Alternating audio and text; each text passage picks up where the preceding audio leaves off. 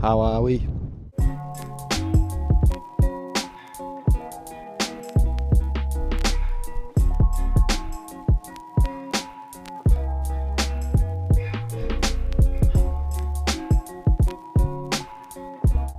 This week I'm in the Scottish Highlands, and whilst the trip is centred on the Cairngorms and Aviemore, we've just stopped at the Lagan Dam, which is on the road between Speen Bridge and Kingussie.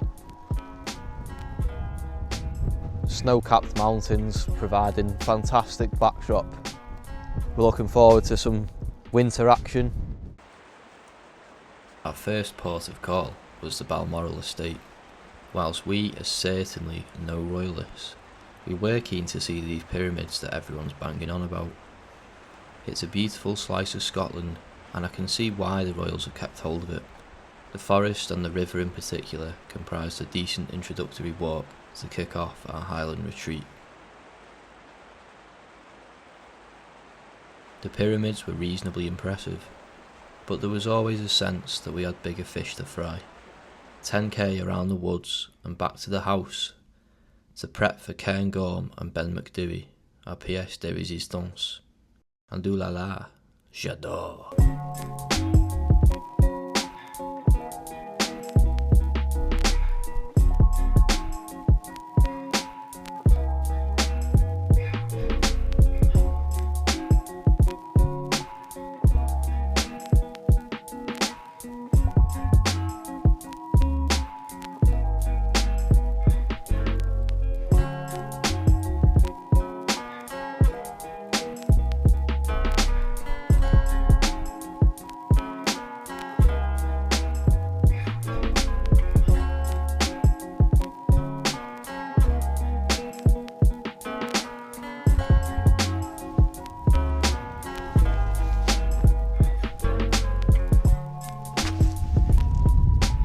Absolutely stunning day in the Cairngorms. We've crossed over the summit of Cairn Gorm and we're headed in that direction now to Ben Macdui, which will be my highest mountain that I've climbed in the UK. It's bitterly cold today. You can't have the gloves off for more than a minute or so before the fear of frostbite sets in. Cue the Northern Irish fella. Oh God, you wouldn't be long getting frostbite. Frostbite. So we're not going to spend too long standing around today. Oh God, you wouldn't be long getting the ankles frostbite off you. We're going to keep cracking. And crack on we did. Passing Stob Coire and Tnefka and the Fiaccal Ridge, it was soon time for lunch. And that means boiling up a big pot of delicious Highland spring water and rehydrating. For me, a beef stew, and for Adam, a pasta bolognese, as well as another salmon and cream cheese butty.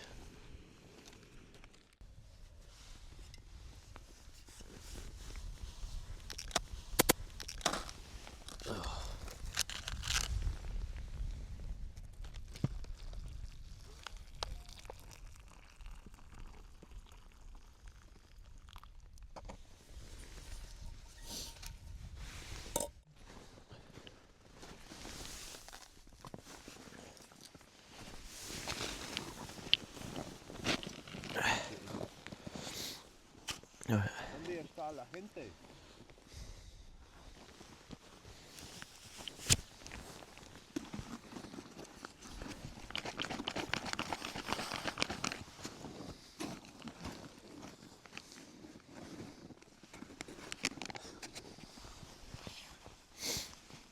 I'll end up eating this and getting it all over the microphone, but oh well. Here goes, beef stew.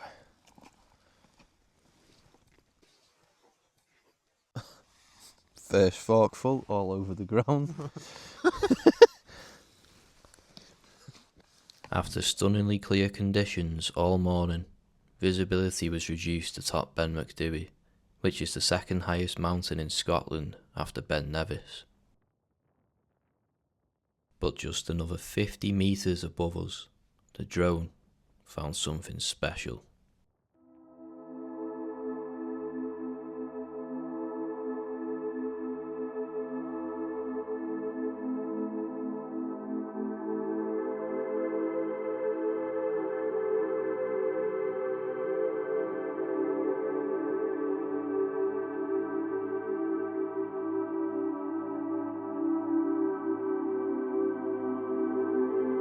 The dream continued the next day as we spent an hour on Loch Morlich on the way out of Aviemore.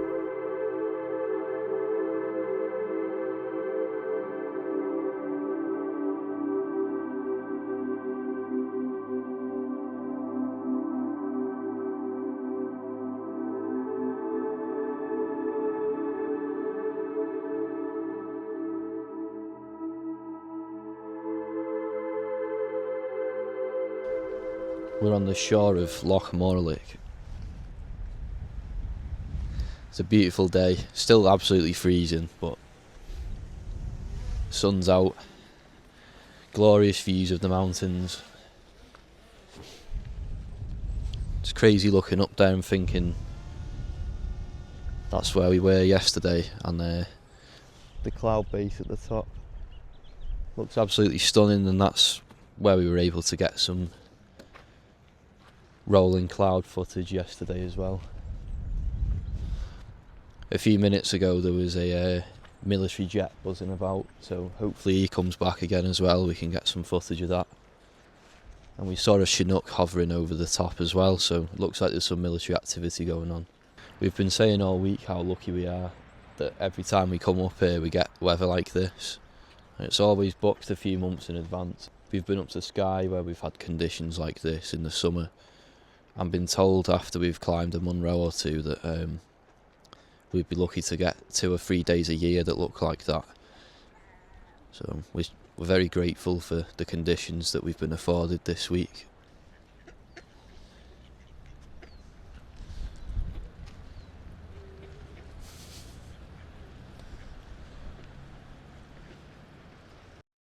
Our plan for the remainder of the day was to head to a Bothy where we would spend the night. I'm cautious about sharing too much about Bothies at this point. It can be a touchy subject amongst those in the know. I didn't record any footage inside through the night, and I want to make sure we try to keep Bothies attended only by people who will treat them with respect and dignity. After a restful, albeit stiff, sleep in the warmth, we wolfed down some rehydrated breakfast, bid farewell to our fellow residents, and headed out into the wild once more.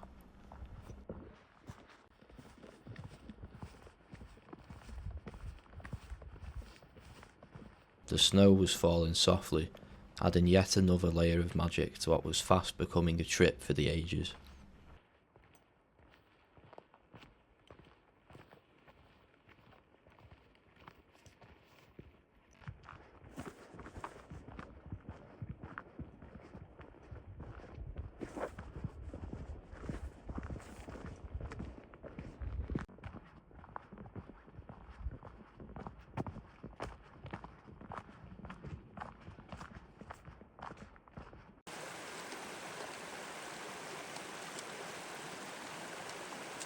We marvelled at where we found ourselves, scarcely believing this fantasy land could be born by our island.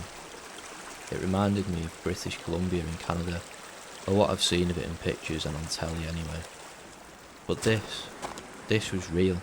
I could smell these pine needles, hear these trees creaking, feel these snowflakes resting in my eyebrows. Who needs Canada when you've got the Cairngorms, eh? Our final night was to be spent in the tents, elsewhere in the Highlands. Time to hit the road.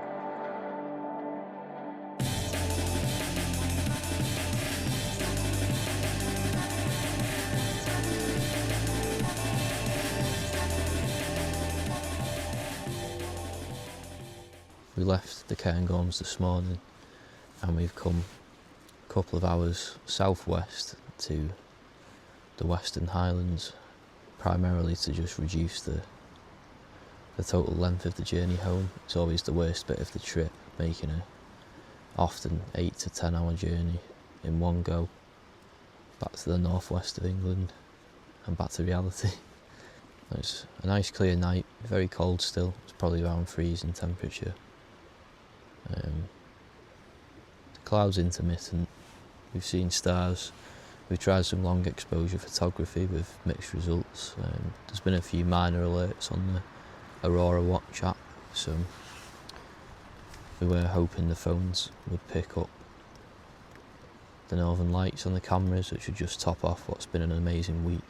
It's about 8 o'clock in the evening now.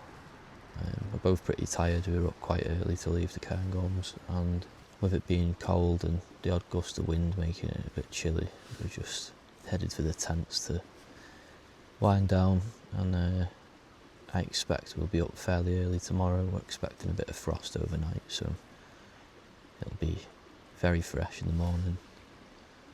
We can take our time packing up and making breakfast, a final MRE gourmet meal, and then head for the car and subsequently for the M74 and the M6. Call time on another fantastic week up in Scotland, and the first of the year certainly won't be the last. Every time I'm up here, I don't want to come home.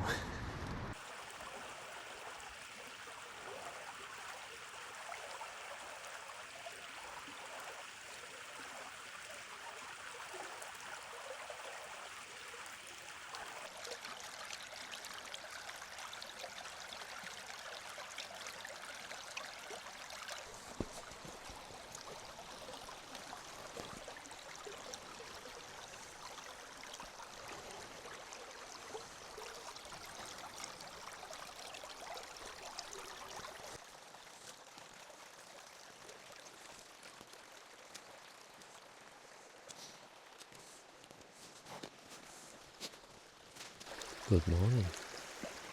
What a way to finish the trip off. It's just absolutely stunning. It's a nice quiet morning. No one around. Beautiful colours. Lots of light. No wind. We've had the noise of this stream all night for a bit of sleep ASMR. I've had a broken 9 or 10 hours, so I'm feeling pretty good.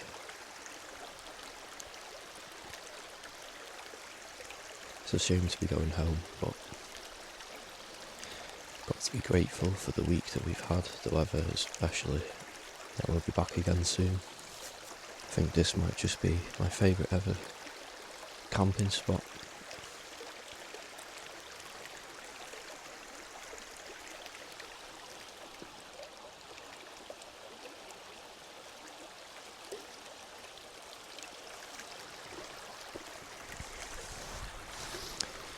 Now to navigate crossing back across the river for the camera.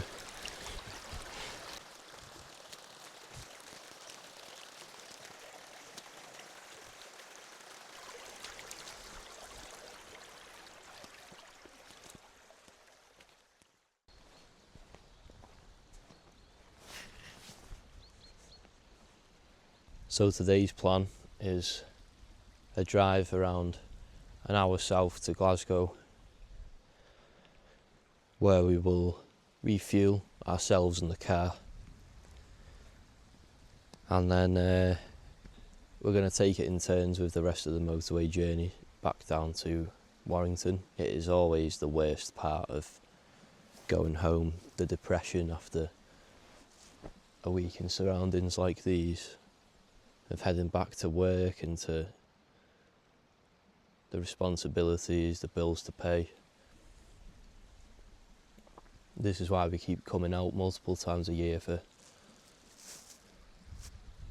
swift excursions like this. The Highlands probably the last place in the UK of true wilderness where you could go out for a couple of days and feasibly not see anyone. The tranquility we've experienced this week at times, especially last night and this morning, just good for the soul. You can feel your shoulders drop, you can feel the stress sort of melt away. It was nice waking up naturally at around 7:45 with no alarm, just as the day was getting too bright for me to fall back asleep again.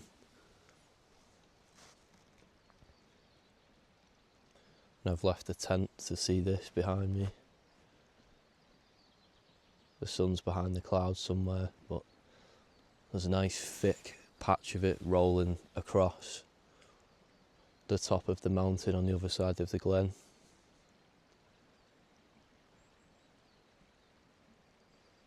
Hopefully not bringing any rain before we've managed to pack up and leave.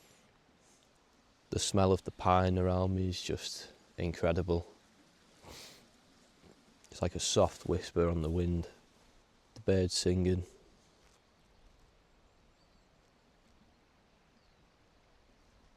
And of course, the ever-present sound of the stream or the river to my right now,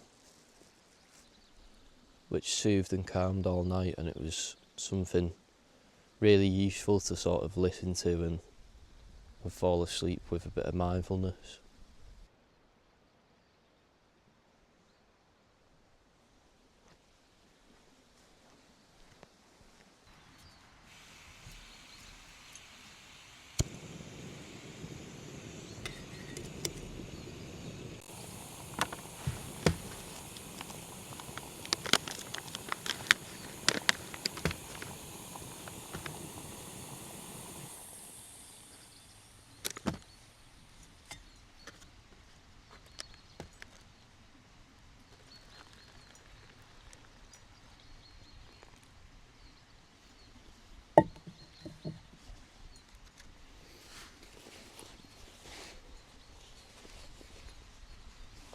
Best to finish with the fork.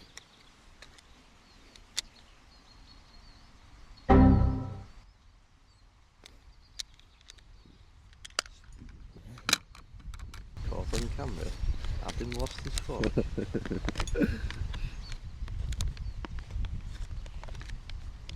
the fuck have I done with the fork?